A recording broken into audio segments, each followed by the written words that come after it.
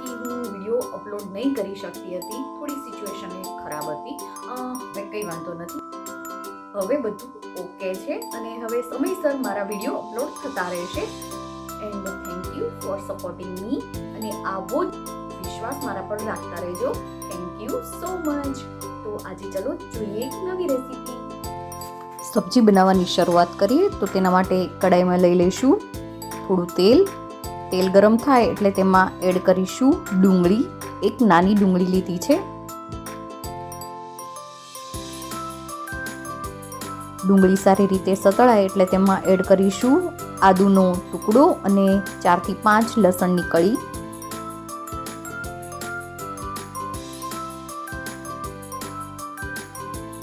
બધું સારી રીતે સાતળી લઈએ.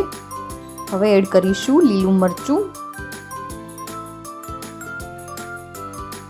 તમે તીખું વધારે ખાતા હોય તો વધારે લીલું મરચું એડ કરવું. ત્યારબાદ થોડા કાજુ એડ કરીશું અને થોડા સાતળી લઈશું. હવે ગેસ બંધ કરીને ઠંડુ થવા દઈશું અને ઠંડુ થાય એટલે તેની પેસ્ટ તૈયાર કરી લેવાની છે. ત્યારબાદ એક કડાઈમાં ફરીથી તેલ લઈશું અને લીલી મેથીને થોડીવાર માટે સાતળી લેવાની છે. મેથી વિશે થોડી જાણકારી લઈ લઈએ. મેથીને ઇંગ્લિશમાં કહેવાય છે ફેન્યુગ્રીક. ફેન્યુ મતલબ ઘાસ અને ગ્રીક એટલે ગ્રીકનું ઘાસ. જ્યારે ગ્રીકમાં ઘેટા બકરા ચરતા અને આ મેથી છે તે ખાતા તો દૂધ વધારે આપતા, એટલે ખબર પડી કે આ તો સ્વાસ્થ્ય માટે બહુ જ ફાયદાકારક છે. પછીથી આ મેથીને માણસો પણ ખાવા લાગ્યા. ચલો તો હવે મેથી પણ સારી રીતે સતળાઈ ગઈ છે. હવે તેને સાઈડ પર કાઢી લઈએ. હવે ફરીથી કડાઈમાં તેલ અને ઘી લઈશું અને તે ગરમ થાય એટલે તેમાં એડ કરીશું જીરું.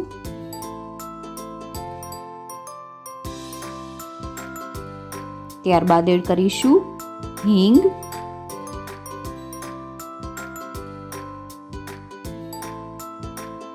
હવે તેમાં જે તૈયાર કરેલી પેસ્ટ છે તે નાખીને થોડીવાર માટે સાતળી લઈશું.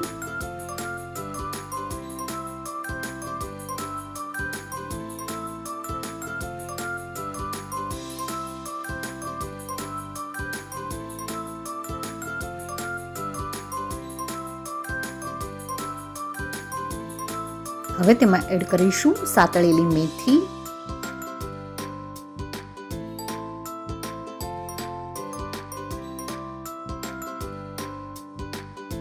અને હવે તેમાં એડ કરીશું બાફેલા વટાણા.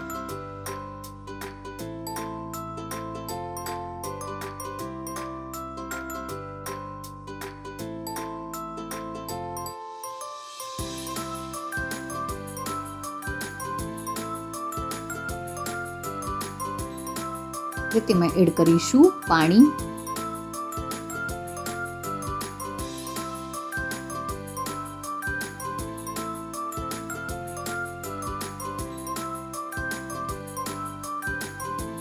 તો 2 થી 3 મિનિટ માટે રહેવા દઈશું.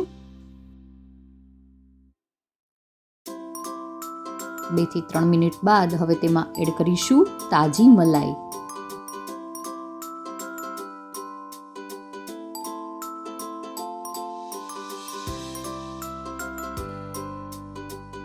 મલાઈ એડ કર્યા બાદ ગ્રેવીને થોડી થીક થવા દેવાની છે. તેમાં એડ કરીશું સ્વાદ પ્રમાણે મીઠું અને થોડી ખાંડ.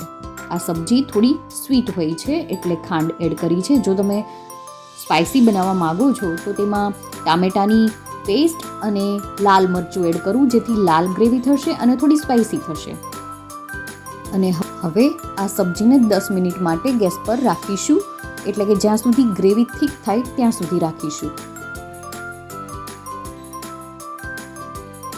થોડી થીક થઈ ગઈ છે ગ્રેવી.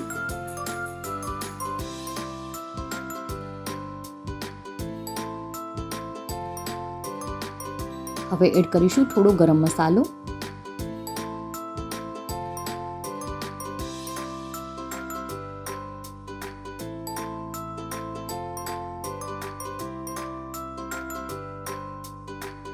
હવે આ સબ્જી રેડી થઈ ગઈ છે. તમને મારી રેસીપી કેવી લાગી તે જરૂરથી જણાવજો.